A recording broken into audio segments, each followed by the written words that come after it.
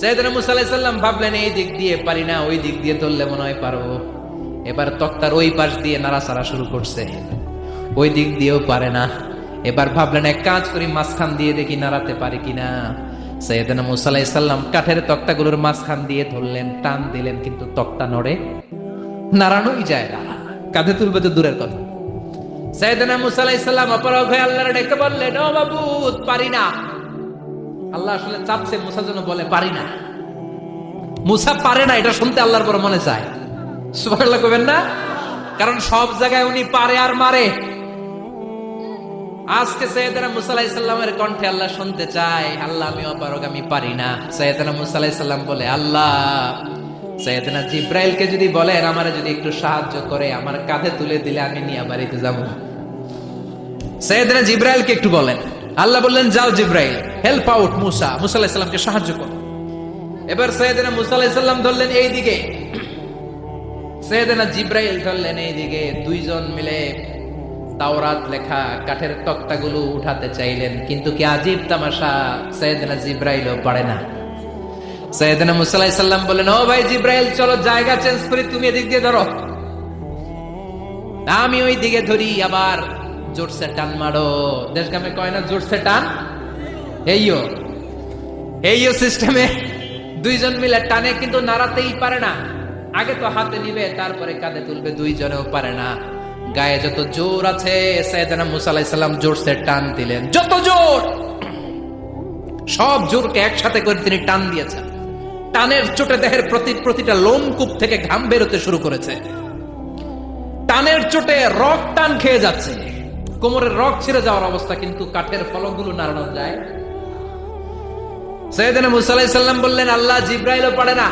জিব্রাইলের সাথে হাজার হাজার সহকারী ফেরেশতা, তাদেরকে একটু বলেন হেল্প করার জন্য। সুবহানাল্লাহ পড়েন।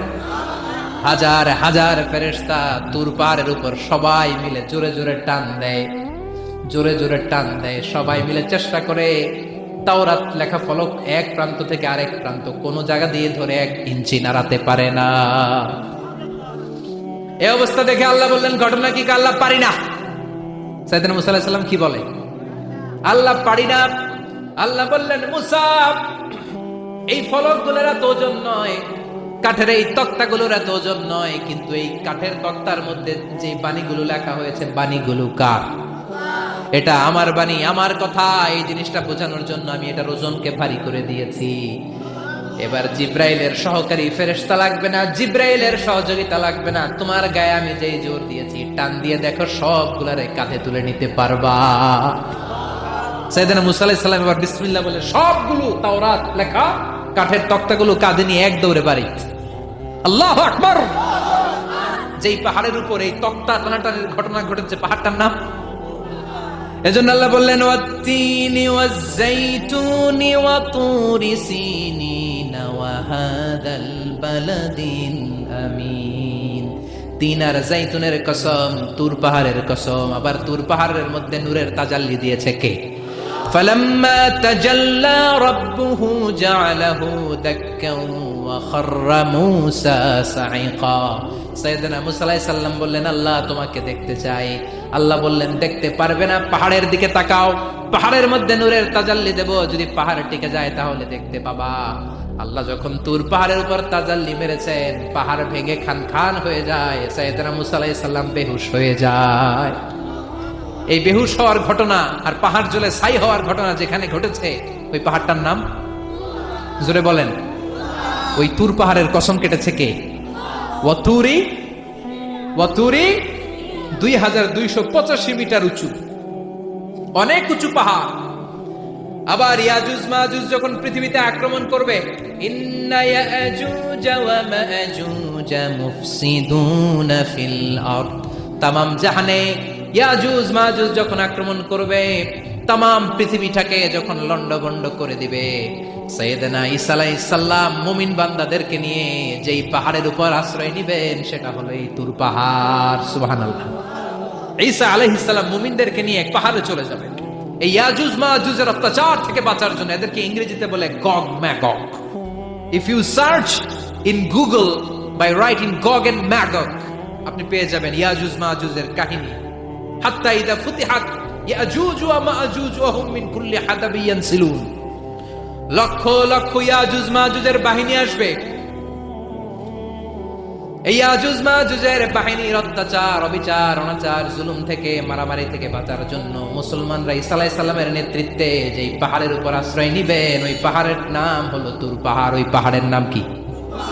কোরআনে অনেকবার আল্লাহ তাআলা এই তুর পাহাড়ের কথা বলেছেন। আমি নিজে এই তুর পাহাড়ের চূড়ায় উঠেছি 2 বার। পাথরের পাহাড়, মাঝরাতে উঠতে হয়। এই তুর পাহাড়ের নিচে একটা গির্জা আছে, খ্রিস্টানদের প্রাচীনতম গির্জা, সেন্ট ক্যাথেরিনা গির্জা। এই গির্জার ভিতরে ঢুকেছিলাম দেখার জন্য। এটা পবিত্র জায়গা। মুসা আলাইহিস সালাম যখন যাচ্ছিলেন, আল্লাহ বলেন ফাখলা'না আলাইক ফাখলা'না আলাইকা ইন্নাকা বিল ওয়াদিল মুকাদ্দাসি তুয়া। শুজ অফ, জুতা খুলে ফেলো। মুসা জুতা খুলে ফেলো। ইন্নাকা বিল ওয়াদিল মুকাদ্দাসি তুয়া। You are in very holy valley, very sacred valley. একটা পবিত্র উপত্যকায় তুমি এসেছো। এর চাইতে উন্নত এবং পবিত্র উপত্যকা আমি মহাবিশ্বে কোথাও সৃষ্টি করি নাই। চিল্লায় পড়েন সুবহানাল্লাহ। মাঝরাতে এই তুর পাহাড়ে উঠতে হয়, ব্যাকপ্যাক নিয়ে যেতে হয়। সেখানে পানি টানি খাবার দাবার নিয়ে ওঠা লাগে। 3-4 ঘন্টা লাগে উঠতে, নামতে আবার 3-4 ঘন্টা। সকালে 10টা-11টার পরে আর তুর পাহাড়ে থাকা যায় না, কারণ আমাদের বাংলাদেশের পাহাড়গুলো মাটির পাহাড়। তুর পাহাড় হচ্ছে পাথরের পাহাড়। পাথরের পাহাড়ে যখন সূর্যের আলো লাগে, পাথরের পাহাড় গরম হয়ে যায়। আমরা মাঝরাতে উঠতে শুরু করলাম। আমরা যখন উঠতেছি দেখলাম খ্রিস্টিয়ান কমিউনিটির একটা গ্রুপ, তারাও উঠছে। ইহুদিদের একটা গ্রুপও উঠছে, কারণ এটা 3 ধর্মের লোকদের কাছে তীর্থস্থান। এই তুর পাহাড়ের চূড়ায় ছোট্ট একটা মসজিদ আছে, 7-8 জন নামাজ পড়া যায়। খ্রিস্টানদের একটা গির্জা আছে, ইহুদিদের একটা সিনাগগ আছে। ফজরের সময় উঠলাম, পুরো সিলসিলাতুল জিবাল তুর পাহাড় দেখলাম। অবাক হলাম, এই পাহাড়ে বিশ্বনবী মেরাজের রাতে নেমে দোয়া করেছেন, ঠিক কিনা? এই পাহাড়ে ঈসা আলাইহিস সালাম মুমিনদেরকে নিয়ে ইয়াজুজ মাজুজের আক্রমণ থেকে বাঁচার জন্য আশ্রয় নেবেন। এই তুর পাহাড়ের কসম কোরআনের ভেতরে কেটেছে কে? এজন্য আল্লাহ বললেন ওয়াত-তিনি ওয়াজ-যাইতুনি ওয়া তুরি সিনিন ওয়া হাযাল বালাদিল আমিন। তিন আর যাইতুনের কসম, ওই মিশরের তুর পাহাড়ের কসম, ওয়া হাযাল বালাদিল আমিন, এই নিরাপদ শহরের কসম। শহরটার নাম কি? কি নাম? এই নিরাপদ শহর দ্বারা আল্লাহ বুঝিয়েছে মক্কা না ফিলিস্তিন না। ফিলিস্তিন হচ্ছে প্রথমটা, কিন্তু হাযাল বালাদিল আমিন, এই নিরাপদ শহর দিয়ে আল্লাহ বুঝিয়েছেন মক্কা শহরকে। চিৎকার করে বলবেন কোন শহর? মক্কা শহর। এই মক্কা শহরের আগের নাম বাক্কা। মক্কার আগের নাম কি? জোরে বলেন, আরো জোরে। ইন্না আউওয়ালা বাইতিন উদিআ লিন-নাসি লাল্লাযী বিবাক্কাতা মুবারাকা হুদাল লিল আলামিন। নিশ্চয়ই পৃথিবীর সর্বপ্রথম ঘর যেই শহরের মধ্যে আমি আল্লাহ স্থাপন করলাম, শহরটার নাম হলো বাক্কা শহর। কি শহর? এই বাক্কা পরে চেঞ্জ হয়েছে মক্কা। আল্লাহু আকবার। তার মানে আজকে জানলেন মক্কা শহরের আগের নাম হলো বাক্কা। আগের নাম কি? মক্কা শহরে অনেক হোটেল আছে, হোটেলের নাম ফুন্দুক বাক্কা। দেখছেন? ফুন্দুক বাক্কা মানে বাক্কা হোটেল। এই বাক্কা হচ্ছে মক্কার আগের নাম, মনে থাকবে। আল্লাহ বললেন হাদাল বালাদিল আমিন, এই নিরাপদ শহরের কসম। এই শহরের চেয়ে নিরাপদ শহর পৃথিবীর মধ্যে। ইউসাউইরুকুম ফিল আরহামি কাইফা ইয়াশা লা ইলাহা ইল্লা হুয়াল আজিজুল হাকীম। তিনি হলেন এমন সত্তা যিনি মায়ের পেটে থাকা অবস্থায় তোমাদের চেহারার ডিজাইন করে দিয়েছে। চিল্লায়া বলেন সুবহানাল্লাহ। তাহলে 4টা কসম কেটে আল্লাহ যে দামি কথাটা বললেন, লাকাদ খালাকনাল ইনসানা ফি আহসানি তাকওয়িম, সুন্দর আকৃতিতে তৈরি করেছি। এজন্য সুন্দর চেহারাটা নিয়ে যখন আয়নার সামনে দাঁড়াবেন, তখন আপনি আয়নার দোয়া পড়বেন আল্লাহুম্মা হাসসানতা খালকি ফাহসিন খুলুকি। বিশ্বনবীর চেহারা সুন্দর বেশি না কম? জোরে বলেন। চাঁদের চেয়ে সুন্দর তুমি নবী আমার কামলিওয়ালা। চাঁদের চেয়ে সুন্দর তুমি নবী আমার কামলিওয়ালা। দু জাহানের বাদশা তুমি প্যারা নবী সাল্লে আলা। দু জাহানের বাদশাহ তুমি, প্যারা নবী সাল্লাল্লাহু আলা, যাদের চেয়ে সুন্দর তুমি, নবী আমার কামলিওয়ালা। সুবহানাল্লাহ। বিশ্বনবীর চেহারাটা বড় সুন্দর ছিল, এত সুন্দর চেহারার মানুষ পৃথিবীতে দ্বিতীয়টা নাই। ওই চেহারা নিয়ে বিশ্বনবী আয়নার সামনে যখন দাঁড়াতেন, উনি বলতেন আল্লাহুম্মা হাসসানতা খালকি ফাহসিন খুলুকি। এর মানে হলো, আল্লাহ আমার চেহারাটা আপনি যেমন সুন্দর করেছেন, আমার চরিত্রটাও সুন্দর করে দিয়ে। দিস ইজ দ্য অ্যাটিটিউড, এটাকে বলা হয় attitude. What a marvellous amazing attitude he belongs. বিশ্বনবীর কি সুন্দর অ্যাটিটিউড ছিল, সুন্দর চেহারা নিয়ে আয়নার সামনে দাঁড়িয়ে তিনি বলতেন, আল্লাহ আমার চেহারাটা যেমনি সুন্দর করেছো, আমার চরিত্রটাকেও সুন্দর করে দাও। আমার বাহিরটা যেমন সুন্দর, আল্লাহ আমার ভেতরটারেও সুন্দর করে দিও। পড়েন আমিন। এই আয়নার দোয়া পারেন তো? আয়নার সামনে দাঁড়ায় এই দোয়া পড়েন তো? নাকি বলেন আয়না বসাইয়া দিও কলবের ভিতর? এগুলো বলবেন? পড়েন আল্লাহুম্মা হাসসানতা খালকি ফাহসিন খুলুকি। আল্লাহুম্মা হাসসানতা খালকি ফাহসিন খুলুকি। হে আল্লাহ, সবাই বলেন হে আল্লাহ, তুমি আমার চেহারাটা সুন্দর করেছো, তুমি আমার চরিত্রটাও সুন্দর করে দিও। আমিন। আর জোরে পড়েন আমিন। এই জন্য নিজে যখন আয়নার সামনে দাঁড়াবেন এটা বলবেন, আপনার স্ত্রী যখন আয়নার সামনে দাঁড়ায় তখন এইটা বলবেন, আপনার বাচ্চা যখন আয়নার সামনে দাঁড়ায় তখন এই দোয়া পড়বেন। রাজি আছেন তো? আয়নার সামনে দাঁড়িয়ে আমরা বলবো হাসসানতা খালকি, আল্লাহ তুমি আমার চেহারাটা সুন্দর করেছো। আমরা সবাই সুন্দর, আমরা সবাই সুন্দর। যার কালার কালো, কালো চামড়ার লোক, তার মধ্যে একটা সৌন্দর্য আছে না নাই? আল্লাহ বললেন এই কালো আর ধলো এগুলো তো বাইরে। ওয়াখতিলাফু আলওয়ানিকুম ওয়া আলসিনাতিকুম, তোমাদের গায়ের রঙের ভিন্নতা, ভাষার ভিন্নতা, এগুলো আল্লাহর মিরাকেল। একজন সাদা, একজন কালো, একজন ধূসর বর্ণের, এক একজনের চেহারার সাথে আরেকজনের চেহারার মিল নাই। সুবহানাল্লাহ। এটাই সুন্দর, সৌন্দর্য। এজন্য আল্লাহ বললেন লাকাদ খালাকনাল ইনসানা ফি আহসানি তাকওয়িম, আমি গোটা মানব জাতিকে চমৎকার একটা স্টাইল দিয়ে তৈরি করেছি। এই স্টাইলের সাথে পৃথিবীর কোনো প্রাণীর কোনো মিল থাকে না। সুবহানাল্লাহ। কি অসাধারণ আমাদের কাঠামো। আপনি যদি হিউম্যান ব্রেইন নিয়ে চিন্তা করেন, আমাদের ব্রেইনের ক্যাপাসিটি কিন্তু অনেক বেশি। এই পৃথিবীতে সবচেয়ে পাওয়ারফুল যে কম্পিউটার আবিষ্কার করা হয়েছে এটার নাম ক্রে-1 সুপার কম্পিউটার।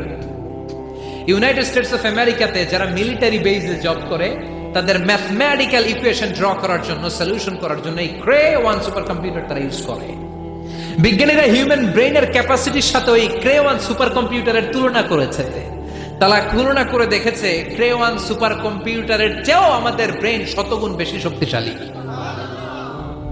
আমাদের হেয়ারিং সিস্টেম নিয়ে যদি আপনি গবেষণা করেন অবাক হয়ে যাবেন। এই যে কানের মধ্যে এখানে পেঁচানো দেখা যায়, এটা কি আল্লাহ এমনি এমনি দিছে? মা খালাকতা হাদা বাতিলা, এমনি এমনি আল্লাহ কিচ্ছু দেয় না।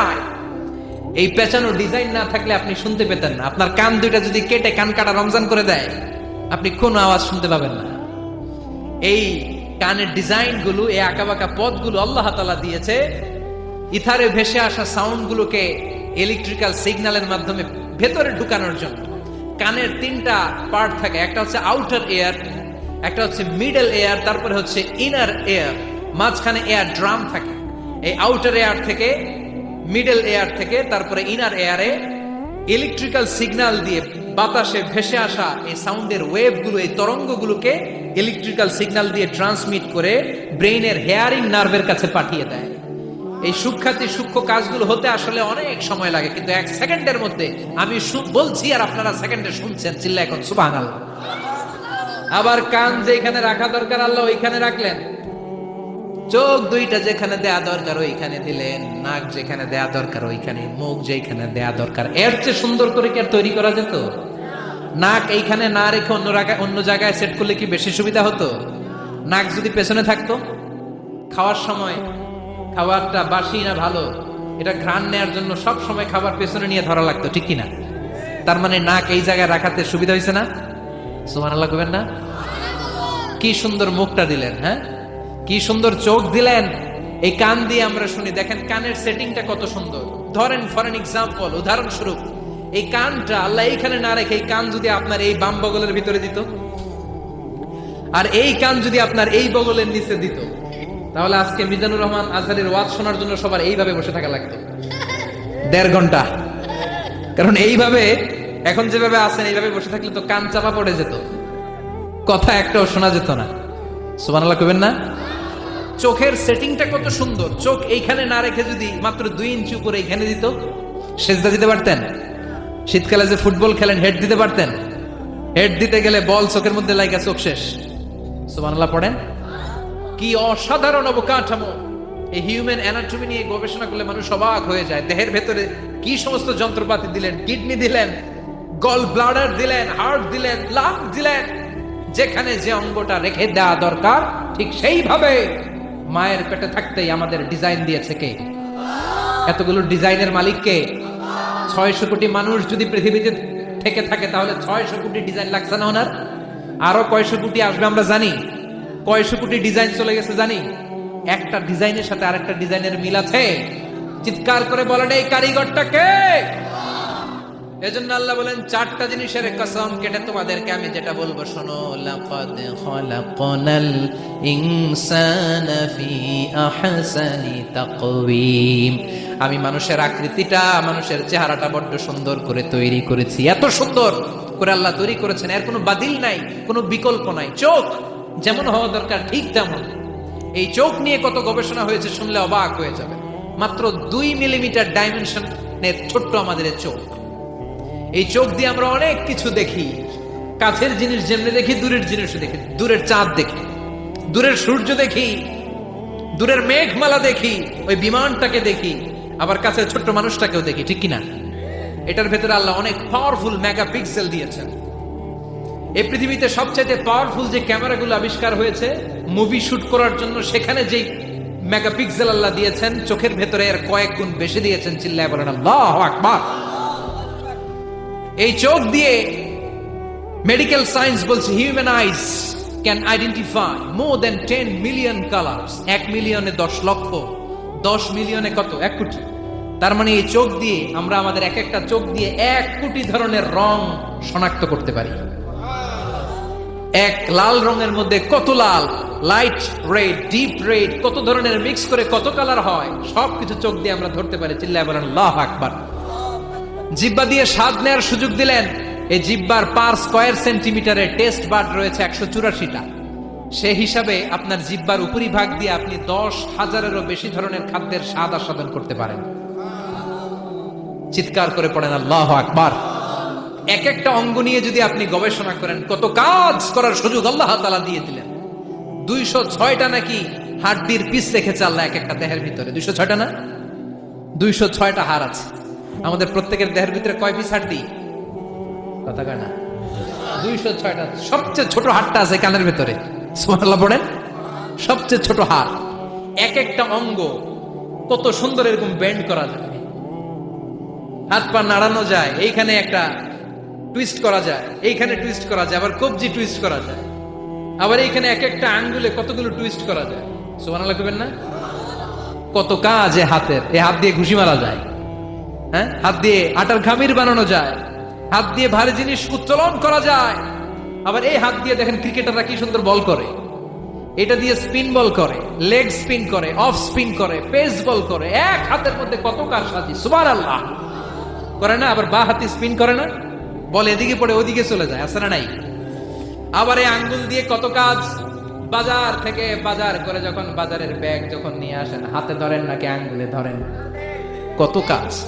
এই আঙ্গুল দিয়ে মোবাইল টিপে আমরা মোবাইল ইউজ করি, আঙ্গুল দিয়ে ল্যাপটপে আমরা টাইপ করি। ডাক্তাররা এই আঙ্গুল দিয়ে সুই ইউজ করে সূক্ষ্ম সূক্ষ্ম সার্জারির কাজগুলো করে। অবাক হয়ে যাবেন এই আঙ্গুলের কত কাজ। এই আঙ্গুল দিয়ে আবার এখন ক্রিকেটেও এরকম 2 আঙ্গুল তুললে ছক্কা, আছে না নাই? আবার 1 আঙ্গুল তুললে আউট, আবার এটা তুললে ভিক্টরি, বিজয় চিহ্ন। দেখবেন যত নেতা খেতা করে পুলিশে ধরে এটা দেখায়, আছে না নাই? এইভাবে কত ধরনের নমুনা আমরা ইউজ করি, কত ভাবে হাতগুলোকে ইউজ করি, কত ভাবে পা গুলোকে ইউজ করি। দেহের এই সৌন্দর্য আমাদের দান করেছে কে? লাকাদ খালাকনাল ইনসানা ফি আহসানি তাকওয়িম। আমি মানুষকে সবচাইতে সুন্দর আকৃতিতে তৈরি করেছি। সুবহানাল্লাহ পড়েন, চিল্লায় পড়েন আল্লাহু আকবার। আল্লাহ বললেন মানুষ সবচাইতে সেরা, মানুষ হলেন সবচাইতে সেরা। মানুষ যখন সেরা হয়, মানুষের চাইতে সেরা কেউ হয় না। আবার মানুষ যদি নিকৃষ্ট হয়ে যায়, মানুষের চাইতে নিকৃষ্ট কেউ হতে পারে না, ঠিক কিনা? আল্লাহ বললেন মানুষের আকৃতি আমি বড্ড চমৎকার করে বানালাম। সবচেয়ে সুন্দর আকৃতি মানুষের, সবচেয়ে সুন্দর আকৃতি কার? জোরে বলেন, সবচেয়ে বেশি মর্যাদা কার? আশরাফুল মাখলুকাত কে? আশরাফুল মাখলুকাত কে? চিল্লায়া বলেন। নাকি হাতি, রয়্যাল বেঙ্গল টাইগার? শক্তিশালী না এটা? এটা তো মানুষ খেয়ে ফেলায়, তো এটাই না আশরাফুল মাখলুকাত হওয়া দরকার? হাতি সবচেয়ে শক্তিশালী না? তো এটাই না আশরাফুল মাখলুকাত হওয়া দরকার? এগুলো কোনটাই আশরাফুল মাখলুকাত না। আশরাফুল মাখলুকাত হচ্ছে মানুষ। আশরাফুল মাখলুকাত কি?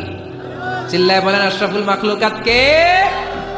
এজন্য আল্লাহ বললেন লাকাদ খালাকনাল ইনসানা ফি আহসানি তাকওয়িম। আমি মানুষকে চমৎকার আকৃতি দিয়ে তৈরি করেছি। সুম্মা রাদাদনাহু আসফালা সাফিলিন। আবার মানুষকে আমি একেবারে নিম্নগামী করেছি। উপরে যেমনি নিয়েছি, আবার মানুষকে নিম্নগামীও করেছি। তার মানে মানুষ যদি সম্মানিত হয়, মানুষের চেয়ে বেশি সম্মানিত কেউ হতে পারে? মানুষ যদি সম্মানিত হয়, মানুষের চেয়ে সম্মানিত হওয়ার সুযোগ কারো আছে? দলিল কি? দলিল হচ্ছে বিশ্বনবী যখন মেরাজে যাচ্ছিলেন, একটা সার্টেন লেভেল, যে একটা নির্দিষ্ট জায়গায় যে সাইয়েদনা জিব্রাইল বললেন, ইয়া রাসূলুল্লাহ আমি আর উপরে যেতে পারবো না, আমার খেলা এই জায়গায় শেষ, নবী আপনার খেলা এখন শুরু। সুবহানাল্লাহ। ও নবী, এই জায়গার নাম সিদরাতুল মুনতাহা, এটা সীমান্ত বৃক্ষ, এটা হচ্ছে বর্ডার এরিয়া। কি এরিয়া? এটা হলো বর্ডার এরিয়া, এখানে আমার খেলা শেষ। আজীবন আমি এই জায়গায় এসে কান পেতে আল্লাহর অর্ডার শুনেছি, আর ওই অর্ডার তামিল করার জন্য দুনিয়াতে নেমেছি। আমি জিব্রাইলের উপরে যদি 1 ইঞ্চি উপরে ওঠার চেষ্টা করি, আমার শত শত পাখাগুলোকে জ্বালিয়ে ছাই করে দিবে কে? সাইয়েদনা জিব্রাইল আর উপরে যেতে পারে নাই। যেখানে সাইয়েদনা জিব্রাইলের খেলা শেষ, ওইখানে বিশ্বনবীর খেলা শুরু হয়েছিল। কোন সুবহানাল্লাহ। তার মানে মানুষ যখন উপরে ওঠে, এত উপরে উঠে যায়, ফেরেশতাদেরকেও হার মানিয়ে ফেরেশতাদের উপরে চলে যায়। আবার মানুষ যখন নিচে নামতে শুরু করে, শয়তানকেও হার মানিয়ে নিচে চলে যায়, ঠিক কি না? তার মানে হাইয়ার হলে সব দিক দিয়ে হাইয়ার। হাইয়েস্ট তো অল ক্রাইটেরিয়াতে সে হাইয়েস্ট, লোয়েস্ট তো অল ক্রাইটেরিয়াতে সে লোয়েস্ট। মানুষ ভালো হলে এর চেয়ে ভালো আর হয় না, মানুষ খারাপ হলে তার চাইতে খারাপ আর হয় না। এজন্য আল্লাহ বললেন সুম্মা রাদাদনাহু আসফালা সাফিলিন। মানুষকে যেমনি আমি সুন্দর আকৃতি দিয়ে তৈরি করেছি, আবার ওই মানুষকে আমি আল্লাহ নিম্নগামী করেছি। যেটা উপরে ওঠে ওইটা আবার নিচেও নামা লাগে, ঠিক কিনা? কোন কোন তাফসীরে মুফাসসিরিনে ইকরাম বলেছেন আসফালা সাফিলিন দিয়ে বার্ধক্যকে বোঝানো হয়েছে। যৌবনে মানুষের চেহারার সৌন্দর্য বেড়ে যায়। যৌবন যখন ঠিকড়ে পড়ে, একজন তাগড়া যুবক, তার চেহারার মধ্যে যে সৌন্দর্য, ওই ছেলেটাই যখন বুড়ো হয়ে যায়, তার চেহারার দিকে কেউ তাকাতে চায় না। রং ধরা যৌবন জং ধরে নাই, জং ধরে শেষ, ঠিক কিনা? আবার কোন কোন মুফাসসির বলেছে না, এটা নৈতিক অধপতন। সুম্মা রাদাদনাহু আসফালা সাফিলিন। মানুষ যখন নিম্নগামী হয়, সবচেয়ে খারাপ হয়ে যায়। এই মানুষের মধ্যে যখন নেফাকি দেখা দেয়, মানুষ যখন মুনাফিক হয়ে যায়, সবচেয়ে খারাপ হয়ে যায়। মুনাফিকের চরিত্র যখন একজন মানুষের মধ্যে সে ধারণ করে, নিচে যেতে যেতে এত নিচে সে চলে যায়, শয়তান দেখে অবাক হয়ে যায়। শয়তান দেখে মনে মনে কয়, এইটাই যদি দুনিয়ায় আইবো, আমারে আল্লাহ বানাইছে কেন? কথা বুঝতে পারছেন? মানুষ এত নিচে যায়, শয়তান অবাক হয়ে বলে, এইটাই যদি দুনিয়াতে থাকবে, তো আমি তৈরি হইলাম কেন? আমি শয়তান হইলাম কেন? এজন্য মানুষ ভালো হলে সবচেয়ে ভালো, খারাপ হলে সবচাইতে খারাপ। তার কারণটা কি? মানুষ যখন খারাপ হয়, পশুর চাইতেও খারাপ হয়ে যায়। জোরে বলেন ঠিক কিনা? আমরা বলি না তুই পশুর চাইতেও অধম। মানবিকতা হারিয়ে যখন মানুষ অন্যায় কাজ করে, তখন আমরা বলি তুই পশুর চাইতেও অধম, ঠিক কিনা? এজন্য বলা হয় জনসংখ্যা বাড়ছে, মানুষ বাড়ছে না। বাড়ছে জনসংখ্যা, বাড়ছে কি? মানুষ বাড়ছে নাকি? মানুষ নাই। এই দুনিয়া এখন তো আর সেই দুনিয়া নাই, মানুষ নামের মানুষ আছে দুনিয়া বোঝায়, সেই মানুষের ভিড়ে আমার আসল মানুষ নাই। এই দুনিয়া এখন তো আর সেই দুনিয়া নাই, মানুষ নামের মানুষ আছে দুনিয়া বোঝায়, সেই মানুষের ভিড়ে আমার আসল মানুষ নাই। আসল মানুষের বড় অভাব, এজন্য বাড়ছে জনসংখ্যা, মানুষ বাড়ছে না। মানুষ যখন খারাপ হয়ে যায় পশুকেও হার মানায়। আল্লাহ বলে উলাইকা কাল আনআম বাল হুম আদাল উলাইকা হুমুল গাফিলুন। কারণ একটা সিংহ কখনো আর একটা সিংহকে মারে না। খেয়াল করে বুঝেন, সিংহ কোনোদিন সিংহ মারে নাকি? বাঘ বাঘ মারে নাকি? হাতি কোনোদিন হাতি মারে নাকি? কিন্তু মানুষ মানুষকে মারে, ঠিক কিনা? আওয়াজ করে উত্তর দেন। একটা বাঘ আর একটা বাঘকে 8 টুকরা 10 টুকরা করে নাকি? একটা হাতি আর একটা হাতিকে কোনোদিন 20 টুকরা 14 টুকরা করে নাকি? কিন্তু একটা মানুষ আর একটা মানুষকে 8 টুকরা 14 টুকরা 20 টুকরা করে, ঠিক কিনা? এজন্য আল্লাহ বললেন সুম্মা রাদাদনাহু আসফালা সাফিলিন। মানুষ যখন শ্রেষ্ঠ হয়, মানুষের চাইতে শ্রেষ্ঠ যেমনি কেউ আর হতে পারে না। আবার মানুষ যখন নিকৃষ্ট হয়ে যায়, মানুষের চাইতে নিকৃষ্ট আর কেউ হতে পারে। এজন্য ভালো হওয়ার দরকার আছে না নাই? তার মানে মানুষ যেমনি উপরে ওঠে আবার নিচেও নামতে পারে। মানুষের যেমনি সুযোগ আর সম্ভাবনা বেশি, মানুষের মধ্যে বিপদ খুব বেশি। কিন্তু 2 শ্রেণীর ব্যক্তিকে বিপদ স্পর্শ করে না। কয় শ্রেণী? আরো জোরে বলেন। আল্লাহ বললেন সে 2 শ্রেণী হলো ইল্লাল্লাযীনা আমানু ওয়া আমিলুস সালিহাতি ফালাহুম আজরুন গায়রু মামনুন। যারা ঈমান আনবে আর সৎকর্ম করবে, এক আল্লাহর উপরে যারা বিশ্বাস রাখবে, আর যারা দুনিয়াতে নেক আমল করবে, তাদের জন্য প্রতিদান রেখেছে কে? তাদেরকে জান্নাত দেওয়ার জন্য প্রস্তুত হয়ে আছে আল্লাহ। জোরে করেন ঠিক কিনা? ওই জান্নাতে ঢোকার ইচ্ছা আছে না নাই? জান্নাতে যেতে চান তো আপনারা? যেতে চান না কারা কারা? হাত তোলেন তো। জান্নাতে যেতে রাজি আছেন? রাজি আছেন সবাই? আল্লাহ এই দুনিয়াতে তুমি যেমনি আমাদেরকে একত্রিত করলা, জান্নাতের ময়দানেও তুমি আমাদেরকে একত্রিত করে দিও, পড়ে না আমিন। জান্নাতেও যেন আমরা এইভাবে বসে বসে তাফসীরুল কোরআনের ময়দানে থাকতে পারি, তুমি তৌফিক দাও, চিল্লায় পড়ে না আমিন। এজন্য আল্লাহ বললেন বিপদ মুক্ত হতে চাইলে 2টা কাজ করতে হবে। এক হলো ইল্লাল্লাযীনা আমানু, ঈমান আনতে হবে। কার উপরে? জোরে বলেন কার উপরে? ঈমানের পথে অবিচল থেকে আমার মরণ যেন হয়, তোমারই কাছে মিনতি আমার, তোমারই কাছে মিনতি আমার, মহামহিম দয়াময়। ঈমানের পথে অবিচল থেকে আমার মরণ যেন হয়, পড়েন আমিন। আর যারা আমিন। এজন্য আল্লাহ বললেন প্রথম শর্ত হলো ঈমান আনতে হবে। ওই ঈমানের মধ্যে শিরকের মিশ্রণ থাকতে পারবে না। শিরক ছাড়া পাক্কা মুমিন হয়ে যদি আমার দরবারে আসো, জান্নাতুল ফেরদাউসের দরজা তোমার জন্য খুলে দিবে কে? আল্লাহ। 2 নম্বরে ওয়া আমিলুস সালিহাত, নেক আমল যদি করতে পারো, ঈমান আর নেক আমল, এই 2টার গ্যারান্টি যদি দিতে পারো, জান্নাতের গ্যারান্টি দিবে কে? এরপর আল্লাহ বললেন ফামা ইউকাযযিবুকা বা'দু বিদ্দীনি আলাইসাল্লাহু বিআহকামিল হাকিমিন। এত সুন্দর সুন্দর 4টা কসম দিয়ে ওয়াজ নসিহত করার পরে ও নবী, কারা আখিরাতকে অস্বীকার করে, কারা জান্নাত এবং জাহান্নামকে অস্বীকার করে, ও নবী আমি আল্লাহ কি শ্রেষ্ঠতম বিচারক নই? আলাইসাল্লাহু বিআহকামিল হাকিমিন। আল্লাহ এখানে আপনাদেরকে প্রশ্ন করেছে, কি করেছে? কথা বলেন, কি করেছে?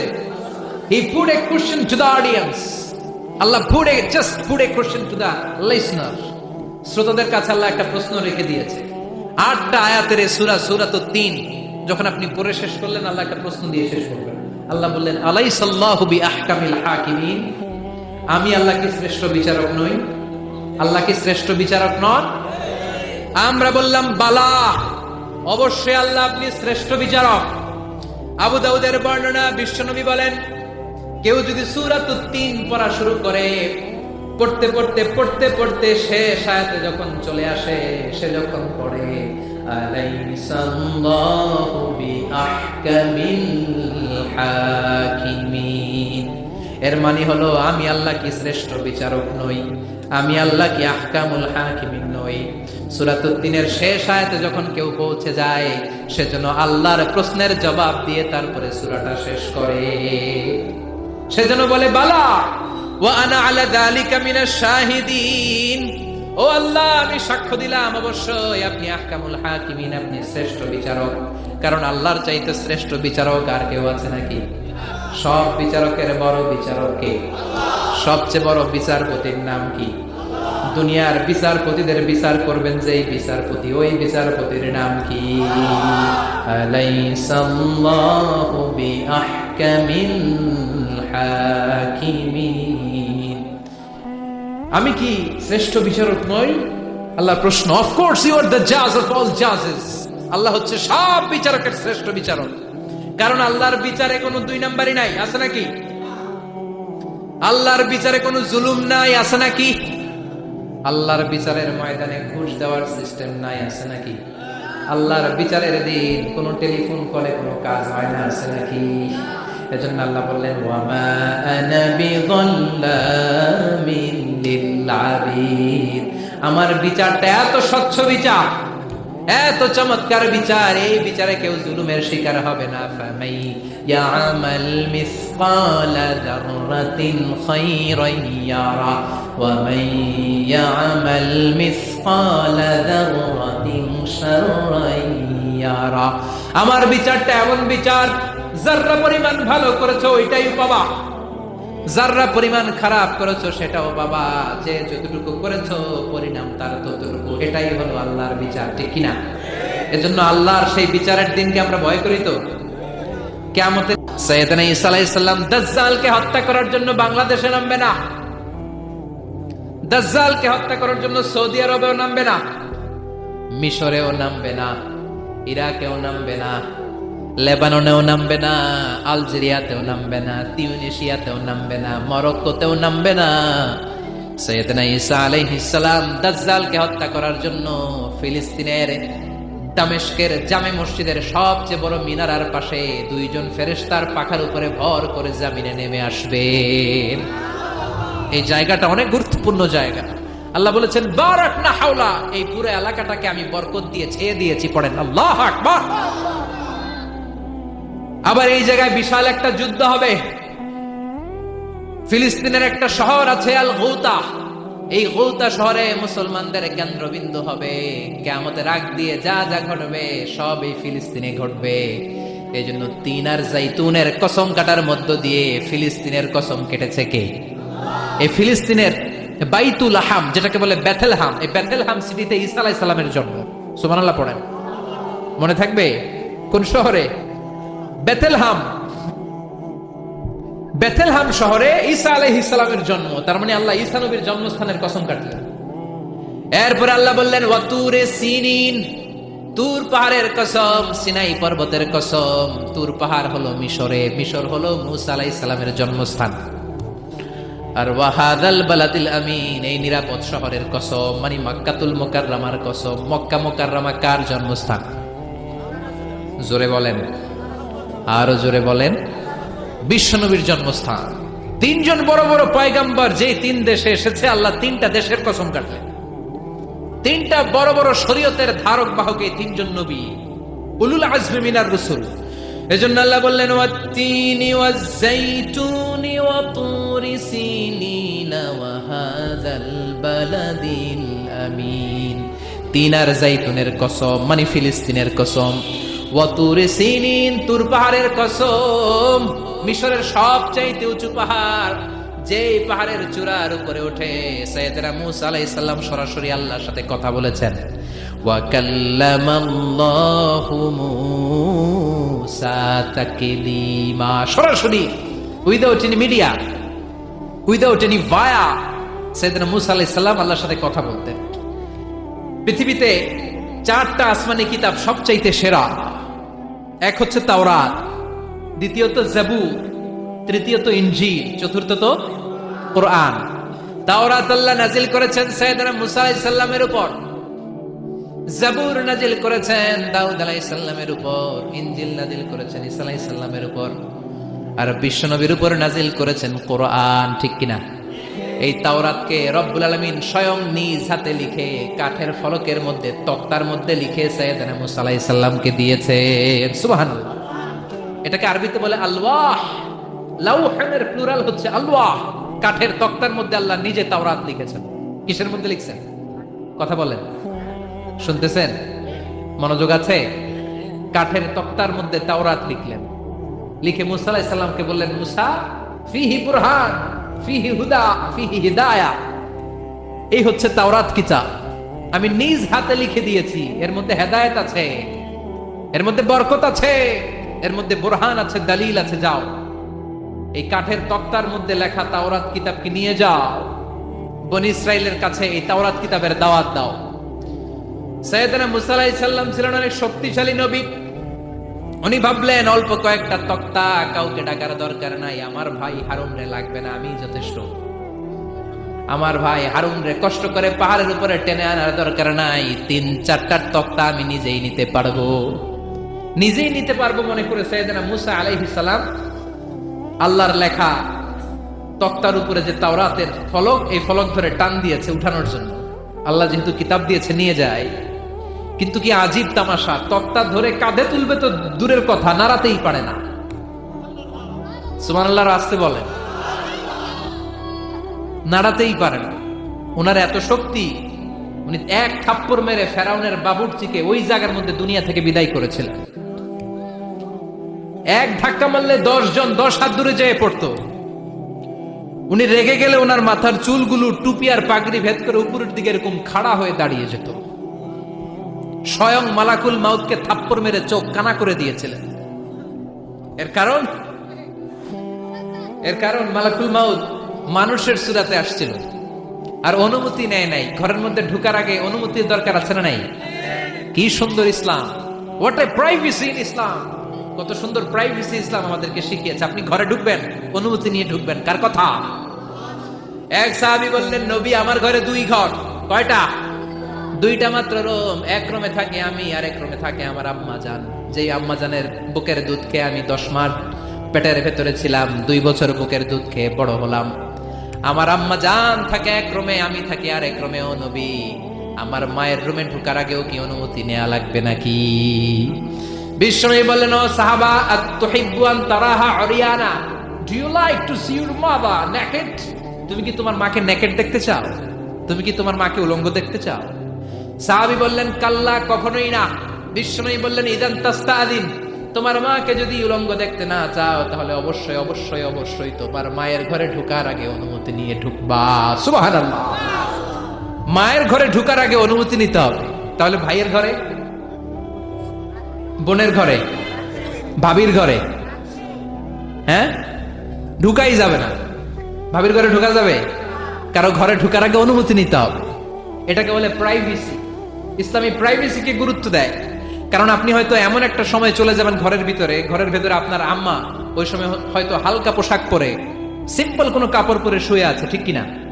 ওই পোশাকে সে আপনার সামনে আসতে চায় না। আপনি যখন নক করবেন, আপনি যখন সালাম দিবেন, পারমিশন চাইবেন, সে হয়তো ওনাকে ঢেকে চাদর পরে সুন্দর করে জামাটা পরে তারপরে আপনার সামনে আসবে। চিল্লায় বলেন ঠিক কিনা? এজন্য অনুমতি নিয়ে ঢুকা ফরজ। কারো ঘরে যখন যাবেন আগে সালাম দিবেন, 3 বার সালাম দিবেন। 3 বার সালাম দেওয়ার পরে যদি উত্তর না পাওয়া যায় চলে যাবেন। কার কথা মানতে রাজি আছেন তো? এগুলো মানি না, এই জন্যই ঘরে অশান্তি, ফ্যামিলিতে অশান্তি, চোখের হেফাজত নাই, নজরের হেফাজত নাই। এই নজরের লাগাম যদি টেনে ধরতে পারেন, ফ্যামিলির 50% সমস্যা এমনিই চলে যাবে। চিল্লা এখন ঠিক কিনা? সাইয়েদনা মুসা আলাইহিস সালামের কাছে মালাকুল মাউত, মৃত্যুর ফেরেশতা, মানুষের সূরাতে এসেছিল, অনুমতি নেয় নাই, হুট করে ঘরে ঢুকছে, ঢুইকা কয় আনা মালাকুল মাউত, আমি মৃত্যুর ফেরেশতা, জিইতু আন আকবাদা রূহাক, আপনার রূহ কবজ করতে আসছি। মুসা আলাইহিস সালাম দেখতেছে একজন সলিমুদ্দিন। মুসা নবী দেখে কি, আর সলিমুদ্দিন কয় কি, আমি মালাকুল মাউত। ভেজাল আছে না নাই? সাইয়েদনা মুসা আলাইহিস সালাম দেখে দিব্যি সাধারণ মানুষ, আর সে বলে আমি তোমার রূহ কবজ করতে এসেছি। মুসা আলাইহিস সালাম রেগে গেলেন, অনেক মেজাজ ওয়ালা নবী ছিলেন, রাগের চোটে এক থাপ্পড় দিলেন, থাপ্পড় খেয়ে মালাকুল মাউতের এক চোখ নাই। বুখারীর বর্ণনা, ফাসাক্কাহু ফাফাকুআ আইনা, থাপ্পড় মারলেন, চোখ শেষ। মালাকুল মাউত বাঁচার জন্য দিলেন দৌড়, এক দৌড়ে আল্লাহর আদেশে আল্লাহর আরশে চলে গেলেন, যে বলে মাবুদ এমন নবীর কাছে পাঠিয়েছেন, আরসালতানি ইলা আবদিল্লাহ ইউরিদুল মাউত, এমন বান্দার কাছে পাঠিয়েছে ওই বান্দা মরতে চায় না, খালি মারতে চায়। কি করতে চায়? মরতে চায় না, মারতে চায়। দেখেন কি করছে আল্লাহ, বললেন ও মালাকুল মাউত, ভুল করছো, সালাম দাও নাই, অনুমতি নাও নাই, মানুষের সূরাতে গেছো, আর নবীও সাধারণ নবী না, মেজাজ ওয়ালা নবী, ঠিক কি না?